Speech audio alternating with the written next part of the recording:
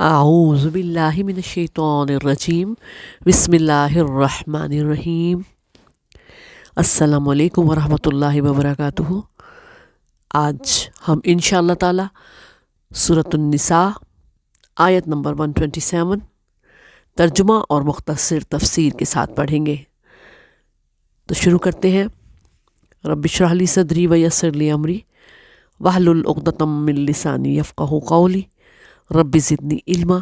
اللہم فقہنا فی الدین آمین یا رب العالمین۔ آیت نمبر 127 بسم اللہ الرحمن الرحیم۔ وَيَسْتَفْتُونَكَ فِي النِّسَاءِ قُلِ اللَّهُ يُفْتِيكُمْ فِيهِنَّ وَمَا يُتْلَى عَلَيْكُمْ فِي الْكِتَابِ فِي يَتَامَى النِّسَاءِ۔ آپ سے عورتوں کے بارے میں حکم دریافت کرتے ہیں، آپ کہہ دیجئے کہ خود اللہ ان کے بارے میں حکم دے رہا ہے،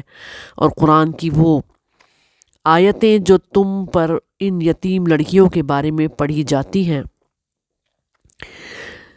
نساء اللاتی لا تؤتونہن ما کتب لہن وترغبون ان تنکحوہن،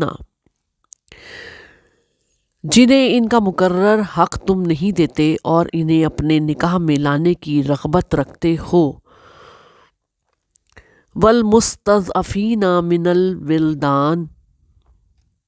اور کمزور بچوں کے بارے میں اور اس بارے میں کہ یتیموں کی کارگزاری انصاف کے ساتھ کرو۔ وَأَن تَقُومُوا لِلْيَتَامَى بِالْقِسْطِ وَمَا تَفْعَلُوا مِنْ خَيْرٍ فَإِنَّ اللَّهَ كَانَ بِهِ عَلِيمًا۔ تم جو نیک کام کرو بے شک اللہ اسے پوری طرح جاننے والا ہے۔ اچھا جی، یہاں صراحت سے نہیں بتایا گیا کہ کیا پوچھا جاتا ہے عورتوں کے بارے میں، لیکن اگلی 4 آیات میں پتہ چل جائے گا کہ کیا سوالات کیے گئے۔ اس آیت سے آگے کا حصہ خاتمہ صورت کی حیثیت رکھتا ہے، بالکل ختم ہونے والی صورت ہے، اور مطلب صورت مکمل ہونے والی ہے۔ اس میں پہلے بعض سوالات کے جوابات دیے گئے ہیں جو کہ اسی صورت کے آیت نمبر 2 سے لے کر 4 میں بیان کیے ہوئے احکامات کے متعلق ان آیات کے نزول کے بعد پیدا ہوئے۔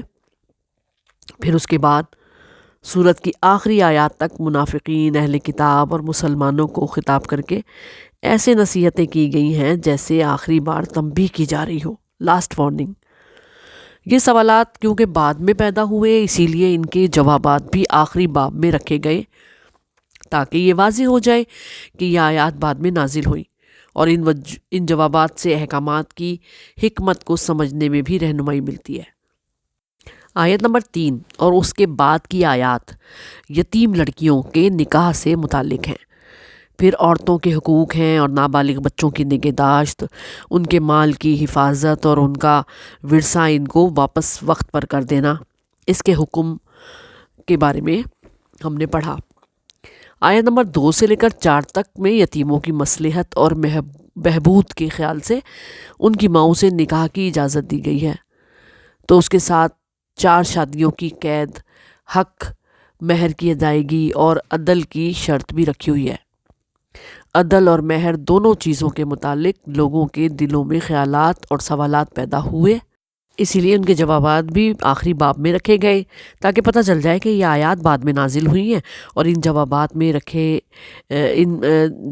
میں جو احکامات تھے ان کی حکمت کو سمجھنے میں بھی رہنمائی ملے گی۔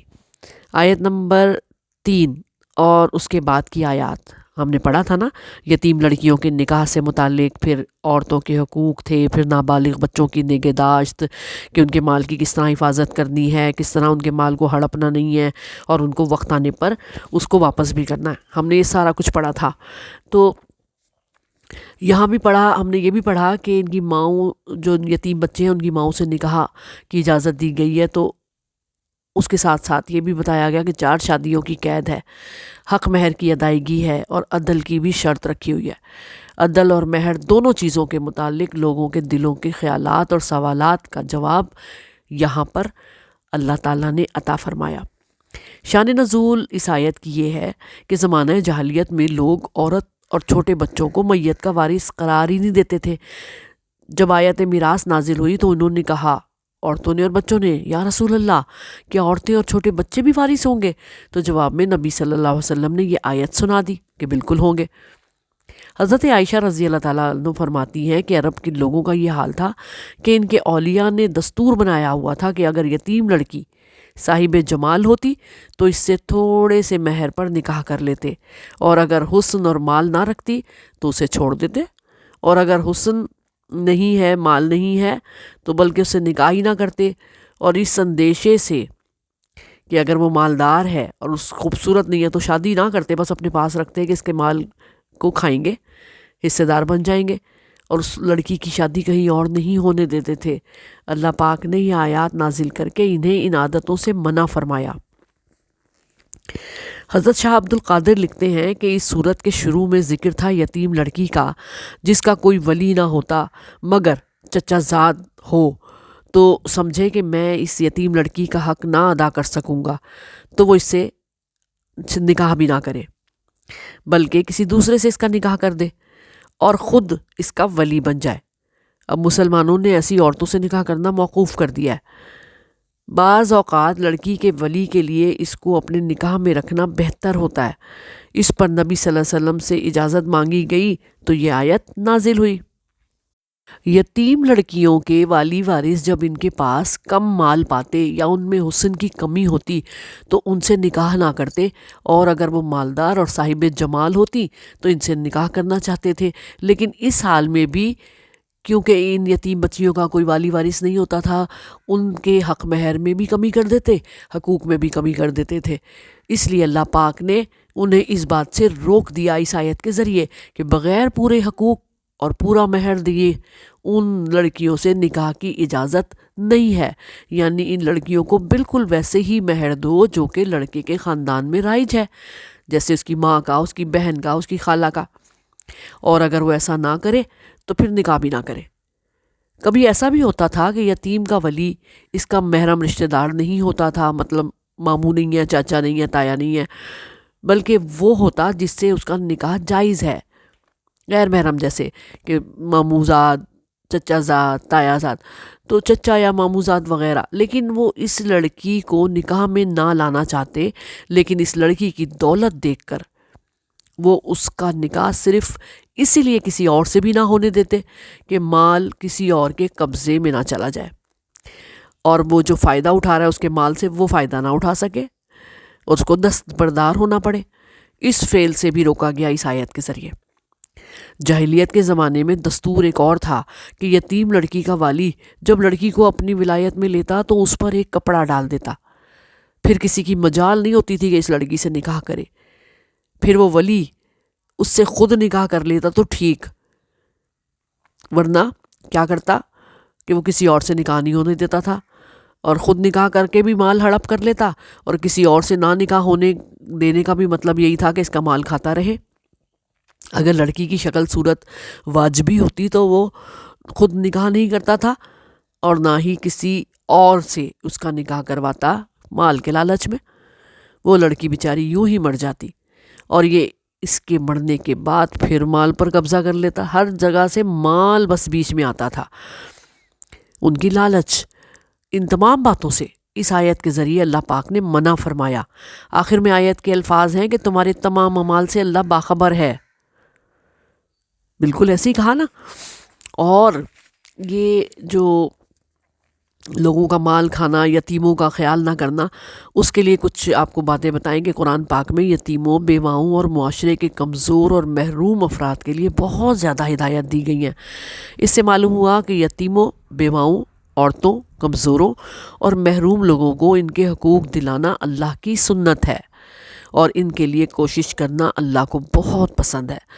حدیث شریف میں بیان کرنا چاہتی ہوں کہ حضرت ابو دردہ روایت کرتے ہیں رضی اللہ تعالیٰ عنہ، ایک شخص نے نبی صلی اللہ علیہ وآلہ وسلم کی بارگاہ میں حاضر ہو کر اپنے دل کی سختی کی شکایت کی، تو نبی صلی اللہ علیہ وآلہ وسلم نے اسے فرمایا، کیا تجھے یہ پسند ہے کہ تیرا دل نرم ہو جائے؟ اس نے عرض کی، جی ہاں یا رسول اللہ۔ ارشاد فرمایا میرے نبی صلی اللہ علیہ وآلہ وسلم نے کہ تیرے پاس کوئی یتیم آئے تو اس کے سر پر ہاتھ پھیر اور اپنے کھانے میں سے اسے کھلا، تیرا دل نرم ہو جائے گا اور تیری حاجتیں بھی پوری ہو جائیں گی۔ حضرت ابو ہریرہ رضی اللہ تعالیٰ عنہ سے روایت ہے کہ نبی صلی اللہ علیہ وآلہ وسلم نے فرمایا، بیواؤں اور مسکینوں پر خرچ کرنے والا راہ خدا میں جہاد کرنے والے کی طرح ہے۔ سنن ابن ماجہ کی یہ حدیث ہے۔ بس آیت کے آخری الفاظ میں یہی فرمایا گیا ہے کہ تمہارے تمام اعمال کا اللہ نے احاطہ کیا ہوا ہے، اللہ باخبر ہے ایک ایک پل سے، تو تمہیں چاہیے کہ خیر کے کام کرو، اللہ کی فرما برداری کر کے جنت کے اور اللہ کی خوشنودی کے حقدار بن جاؤ۔ اللہ پاک ہم سب کو اس طرح کے نیک کاموں کی توفیق عطا فرمائے، آمین ثم آمین یا رب العالمین۔